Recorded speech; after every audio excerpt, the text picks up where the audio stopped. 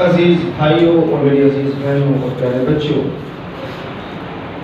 آج ہم دیکھتے ہیں کہ روحانی سفر میں جب ہم یسوع مسیح کے پیچھے چل رہے ہوتے ہیں اور جب ہم یسوع مسیح کی تقلید کرتے ہیں تو ہمیں کتنی زیادہ مصیبتوں اور پریشانیوں سے گزرنا پڑ سکتا ہے۔ اور خدا یسوع مسیح کہتے ہیں کہ ایسا ہوگا کہ جو لوگ آپ کو ماریں گے یا آپ کو قتل کریں گے وہ کہیں گے کہ ہم خدا کو راضی کر رہے ہیں، ہم خدا کا کام کر رہے ہیں، خدا کو خوش کر رہے ہیں، یہاں تک لوگ آپ سے دعوت کریں گے اور آپ کو پریشان کریں گے اور کہیں گے بھی یہ کہ ہم نے خدا کی خدمت کی ہے، اس بندے کو ہم نے مارا۔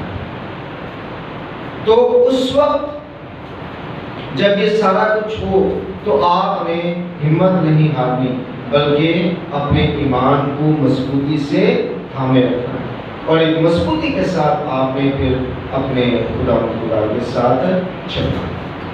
آج یسوع مسیح ہمیں پاک روح کے حوالے سے بھی بتاتے ہیں کہ جب روح القدس نازل ہوگا تو وہ کیا کرے گا۔ یسوع مسیح کہتے ہیں کہ میں جاتا ہوں اور تمہیں ایک مددگار بھیج دوں، اگر میں نہیں جاتا ہوں تو آپ کے پاس وہ مددگار نہیں آ سکتا ہے، اور اس مددگار کا آنا آپ کے لیے بہت زیادہ ضروری ہے۔ کیوں ضروری ہے؟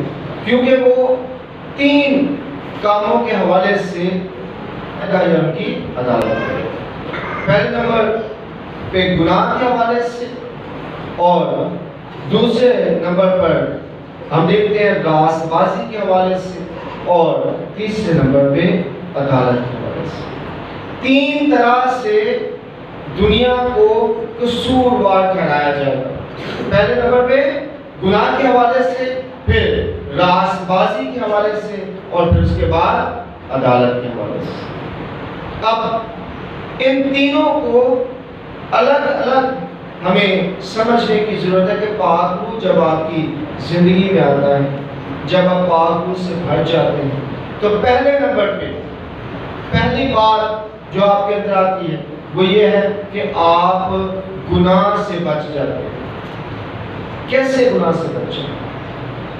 جو بھی زبان اقرار کرتی ہے کہ یسوع المسیح خدا کا بیٹا ہے، وہ کیا کرے گی؟ نجات۔ ہر وہ شخص جو اقرار کرتا ہے وہ کیا کرے گا؟ نجات پائے گا، اور جو یہ اقرار نہیں کرتا وہ کس میں ہے؟ گناہ۔ تو پاک روح آ کر ڈفرینشیٹ کرتی ہے ان لوگوں کو جو نجات میں داخل ہوں گے اور ان لوگوں کو جو نجات پا نہیں سکتے۔ اور آج یسوع مسیح کہتے ہیں کہ گناہ کے حوالے سے پاک روح آپ کو جو دیا جائے گا وہ بتا رہا ہوگا، وہ تشہیر کر رہا ہوگا کہ یسوع مسیح کا اقرار کر لو، یسوع مسیح کو اپنا نجات دہندہ مان لو تاکہ آپ گناہ سے بچ جائیں۔ جب تک آپ یسوع مسیح کا اقرار نہیں کرتے آپ گناہ ہی میں رہتے ہیں۔ جب تک آپ یسوع مسیح کو قبول نہیں کرتے آپ گناہ ہی میں رہتے ہیں۔ اس لیے کیونکہ آج بالیادت میں جو گناہ ہوا اس گناہ کی تلافی کس نے کی؟ اس گناہ کو ختم کس نے کیا؟ یسوع المسیح۔ بکروں چھتروں کی قربانی تو پہلے جاری تھی، لیکن اس سے باغ عدن والا گناہ معاف نہیں ہو رہا۔ تو اگر ہم یسوع مسیح کو قبول ہی نہیں کرتے، اگر ہم یسوع مسیح کو مانتے ہی نہیں ہیں تو باغ عدن والا گناہ وہیں پہ قائم رہتا ہے، آپ کے اندر وہ گناہ قائم رہتا ہے۔ اس لیے یسوع مسیح کہتے ہیں کہ جب تک کوئی مجھے قبول نہیں کرتا تب تک وہ گناہ سے باہر نہیں آ سکتا، اور پاک روح جب آئے گا تو وہ اس کے حوالے سے گواہی دے گا کہ اس تک یہ پیغام پہنچا تھا، اسے معلوم پڑا تھا کہ یسوع المسیح نے قربانی دی، اسے یہ پتا چلا تھا کہ یسوع المسیح نے سب کے لیے اس گناہ کو ختم کر دیا، لیکن یسوع کو نہ قبول کرنے کی وجہ سے وہ گناہ اس کے اندر موجود رہا۔ تو وہ گناہ جو اس کے اندر موجود ہے وہی اس کا کیا ہوگا؟ گواہ ہوگا کہ پیغام پہنچا تھا، بات پہنچی تھی، لیکن قبول نہیں کیا گیا۔ اور جو لوگ اسے قبول کر لیتے ہیں وہ یقینی طور پر اس گناہ سے باہر نکل جائیں، وہ باغ عدن والے گناہ سے باہر نکل کر خدا کے ساتھ رابطے میں آ جائے، خدا کے ساتھ رابطے میں، کیونکہ یہ رابطہ منقطع ہو گیا تھا، ٹوٹ گیا تھا، ختم ہو گیا تھا، اور یسوع مسیح کے وسیلہ سے یہ راستہ پر دوبارہ سے یہ رابطہ بحال ہوا۔ تو جب یہ رابطہ بحال ہوا یسوع مسیح کی وجہ سے، تو جو لوگ بھی یسوع کو قبول نہیں کرتے ہیں ان کا رابطہ تو نہیں ہو سکتا کسی بھی صورت۔ رابطہ تو انہی کا ہوگا جو یسوع مسیح کو کیا کرتے ہیں؟ قبول کرتے ہیں۔ تو جو یسوع مسیح کو قبول کرتے ہیں وہ بچ گئے اس گناہ سے، وہ گناہ اب ان پر حکمرانی نہیں کر رہا، لیکن جو قبول نہیں کر رہے، جو مان نہیں رہے، ان پر گناہ ابھی بھی حکمرانی کر رہا ہے۔ اس کے بعد یسوع مسیح کہتے ہیں راست بازی کے حوالے سے بھی یہ انہیں مجرم ٹھہرائے گا۔ پہلے گناہ کے حوالے سے اس لیے کہ انہوں نے مجھے قبول نہیں کیا، مجھے قبول کیے بغیر وہ کیسے گناہ سے رہائی پا سکتے؟ گناہ جو ان پر حکومت کر رہا تھا باغ عدن سے آنورڈ، وہ کیسے اس سے رہائی پا سکتے ہیں مجھے قبول کیے بغیر؟ تو پاک روح انہیں مجرم ٹھہرائے گا۔ اس کے بعد راست بازی کے حوالے سے اس لیے کہ جب ہم اس گناہ سے باہر نکلے ہیں تو اس کے بعد بھی یسوع مسیح کی تقلید کرنے کی ضرورت ہے، اس راست باز کی طرح ہونے کی ضرورت ہے، اسے پہننے کی ضرورت ہے۔ جو کچھ یسوع مسیح چاہتے ہیں وہ سب کچھ کرنے کی ضرورت ہے۔ تو یسوع مسیح آج ہمیں یہ بتا رہے ہیں کہ اگر آپ نے مجھے قبول کر لیا، اگر آپ نے مجھے قبول کر لیا ہے، آپ اس موروثی گناہ سے، باغ عدن والے گناہ سے باہر آ گئے، تو اس کے بعد کیا کرنے کی ضرورت ہے؟ اس کے بعد آپ کو میری طرح ہونے کی ضرورت ہے۔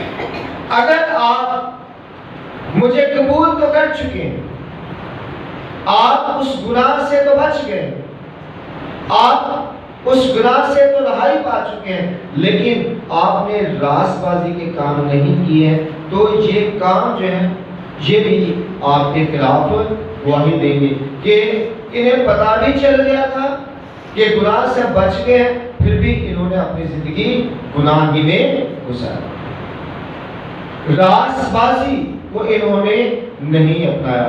تو راست بازی کو نہ اپنانا آپ کے خلاف کیا ہوگا؟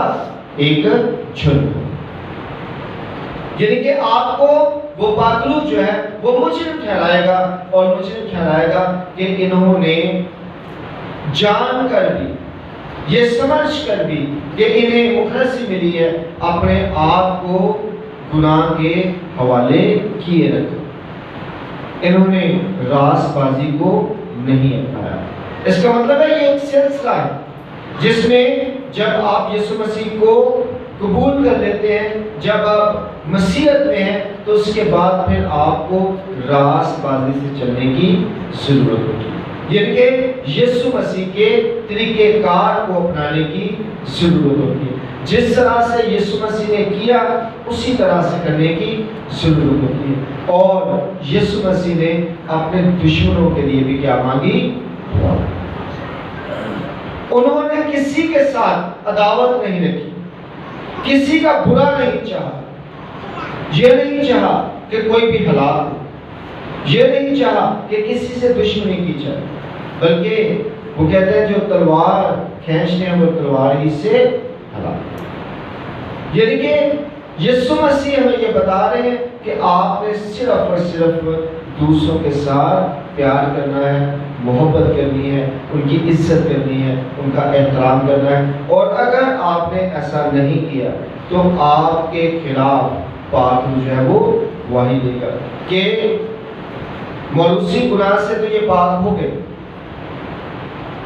وہ گناہ جو بعد ادر میں ہوا اس سے تو یہ پاک ہو گئے تھے، لیکن اس کے بعد انہوں نے تقلید نہیں کی، مرضی کو پورا نہیں کیا، جس طرح سے آپ چاہ رہے تھے ویسا نہیں کیا، بلکہ یہ کیا کرتے تھے؟ گلیاں چکو دے سن شرابی گانا کرتے سن۔ یہ نہ سارا طریقہ کار کیا طریقہ کار ہے ہمارا؟ بستی جون سی مرضی بستی میں چلے جائیں، آپ کو رات کے ٹائم گلیوں میں نوجوان لڑکے گھومتے ہوئے دکھائی دیں گے، کوئی ہیروئن پی رہا ہے، کوئی چرس پی رہا ہے، کوئی شراب پی رہا ہے، تو لڑ رہے ہیں، تو روڑا پا رہا ہے۔ اب آپ کے خلاف گواہی ہوگی وہاں پہ کہ یہ جن کی خاطر میں نے جان قربان کی، یہ وہ لوگ ہیں جنہیں پتا تھا، جنہیں معلوم تھا کہ میں نے ان کے لیے جان قربان کی ہے، انہیں پتا تھا کہ میں نے ان کی خاطر شیطان کو جو ہے وہ ختم کر دیا ہے، میں نے ان کی خاطر اپنے بدن میں بہت سے دکھ اور مصیبتیں سہی ہیں اور انہیں ہمیشہ کی زندگی میں داخل کیا ہے۔ یہ جانتے تھے اس بات کو، لیکن انہوں نے راست بازی کو نہیں اپنایا۔ ان کا طریقہ کار وہی رہا، وہی جہل والا رہا۔ ان کا کام صرف لڑائیاں کرنا تھا، ان کا کام صرف جھگڑے کرنا تھا، ان کا کام صرف شراب پینا تھا یا شراب بیچنا تھا، ان کا کام جو ہے وہ اسی طرح کی نشے بازی میں گزارا کرنا تھا، ان کا کام صرف یہ تھا۔ تو آپ کے خلاف وہاں پہ گواہی ہوگی، یہاں پہ اگر آپ کے خلاف کوئی گواہی نہیں دیتا تو کیا فرق پڑے گا؟ آپ ذرا سوچیں، وہاں پہ پاک لوگ آپ کے خلاف گواہی دیتے ہیں۔ وہاں پہ بچنے کی ضرورت ہے، کیونکہ یسوع مسیح کہتے ہیں کہ وہ آگ کبھی بھی بجھے گی نہیں، اس کا کیڑا کبھی بھی بڑھتا نہیں، اس لیے اس آگ سے بچنے کی ضرورت ہے۔ یہاں پہ ہو سکتا ہے ہم بہت پیسہ اکٹھا کر لیں، یہاں پہ ہو سکتا ہے ہم پیسے سے عزت بنا لیں۔ بہت سے لوگ ہیں نا، وہ شراب کا کاروبار کرتے ہیں لیکن نام ان کا بہت اچھے لوگوں میں آ رہا ہوتا ہے، کیا ہے؟ پیسے خرچ کرتے ہیں اور اپنا نام پیدا کر لیتے ہیں، لیکن اس کا کوئی بھی فائدہ نہیں ہونے والا۔ وقتی طور پر تو یہاں پہ تو ان کا نام کوئی اچھے لفظوں سے لے سکتا ہے، لیکن جب وہ یہاں سے جائیں گے تو پھر کیا ہوگا؟ پھر ان کا نام اچھی جگہ پہ نہیں ہوگا، خدا انہیں اس مقام میں نہیں رکھے گا، بلکہ ان کے خلاف گواہی دی جائے گی کہ انہیں بچایا تو کیا تھا لیکن انہوں نے راست بازی کے کام نہیں کیے۔ اس کے بعد ہم دیکھتے ہیں کہ عدالت کے حوالے سے، کیونکہ جو ہی راست بازی کیا کام نہیں کرتے ہیں تو پھر عدالت ایک آپ کے سامنے موجود ہے، اور اس حوالے سے بھی آپ کو مجرم ٹھہرایا جائے گا۔ آپ کی عدالت کے حوالے سے کیسے کہ آپ راست بازی کے کام پہ نہیں کر رہے، آپ نے یسوع مسیح کے دکھوں پر کبھی دھیان بھی نہیں دیا، اور اس کے باوجود آپ یہ بھی سوچتے رہے کہ کچھ بھی نہیں ہونے والا، تو آپ کو اس بے خوفی کی وجہ سے، جو آپ کے اندر خوف نہیں پیدا ہو رہا خدا کا، اس کے حوالے سے بھی آپ کو مجرم ٹھہرایا جائے گا۔ آپ کی عدالت کی جائے گی کہ یہ ڈرتا ہی نہیں تھا، اس کے اندر خوف آتا ہی نہیں تھا، اسے ڈر ہی نہیں لگتا، نہ ماں باپ سے یہ ڈرتا تھا، نہ خدا سے ڈرتا تھا، اور نہ ہی لوگوں کا کوئی لحاظ کرتا تھا، اس کے اندر یہ بات ہی نہیں۔ تو آپ کی عدالت ہوگی اور آپ کو کیا ٹھہرایا جائے گا؟ مجرم ٹھہرایا جائے گا، کہ خوف تو اس کے اندر آتے ہی نہیں تھا، یہ گناہ کرتا تھا اور سینہ چوڑا کر کے گناہ کرتا تھا، اور گناہ کر کے لوگوں کو بتاتا بھی تھا، لوگوں کو کہتا تھا میرے نال رل کے کوئی شراب نہیں پی سکتا، ایسا جیت تھا اللہ۔ ایک نے گناہ کرتا سی وہ تو بڑکا مارتا سی، تو اس کی عدالت کس طرح کی ہوگی؟ ذرا سوچ۔ آج یسوع مسیح ہمیں سمجھا رہے ہیں، آج یسوع مسیح ہمیں بتا رہے ہیں کہ یہ کوئی بڑا کام نہیں ہے جو آپ کر رہے ہیں۔ آپ کہیں جی میرے نال رل کے کوئی من بھی نہیں کر کے وہاں میرے نال کوئی لڑ کے وہ ہے، میرے نال کوئی اچھ کر کے وہ ہے، جتنے برے کام ہیں آپ ان پر بڑھ کے ماریں کہ میرے ساتھ کوئی کر کے دکھائیں، تو یاد رکھیں آپ کی کیا ہوگی؟ عدالت۔ ایسا کوئی بڑھ مارنے والی بات نہیں ہے، یہ کوئی شوخی مارنے والی بات نہیں ہے، بلکہ شرمندہ ہونے والی بات ہے، اس پر شرمسار ہونے والی بات ہے کہ آپ ایک تو الٹا کام کرتے ہیں، اوپر سے کہتے ہیں میں نے لڑکے والا کر کے مارے گئے۔ تو یہ بات آج خدا کا کلام ہمیں سمجھا ہے کہ آپ کی کیا ہوگی؟ عدالت ہوگی کہ آپ ایک تو راست بازی کو قبول کیے ہوئے نہیں تھے، اور اوپر سے جو آپ غلط کام کرتے تھے ان غلط کاموں کو بھی آپ سمجھتے تھے میں بہت اچھا اور بہترین کام کر رہا ہوں، میں بہت اچھا ہوں، میں جو کر رہا ہوں وہ بہترین کر رہا ہوں۔ تو خدا آج ہمیں سمجھانا چاہتے ہیں کہ آپ کو بدل جانے کی ضرورت ہے، تبدیل ہونے کی ضرورت ہے، اپنے آپ کو بدلنے کی ضرورت ہے، نہیں تو یہ عدالت آپ کے سامنے، آپ کو مجرم ٹھہرانے والا آپ کے سامنے پاکرو۔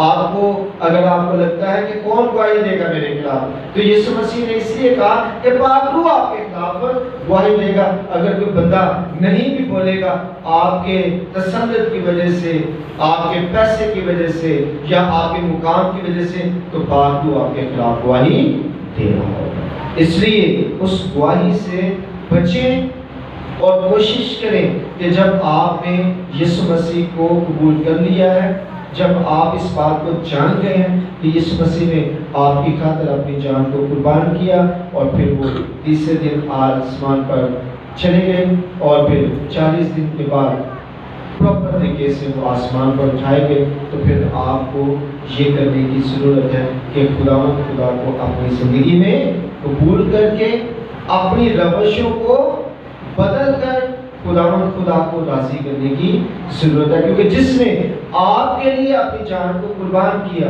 اسے اس بات پر دکھ نہ ہو کہ میں نے کن نالائقوں کے لیے اپنی جان کو قربان کیا، کن نالائقوں کے لیے، ان کے لیے جنہیں نہ عقل ہے، نہ کوئی سمجھ ہے، نہ کوئی شعور ہے، نہ یہ سوچتے ہیں، نہ کوئی سمجھتے ہیں، ان کے لیے میں نے اپنی جان کو قربان کیا۔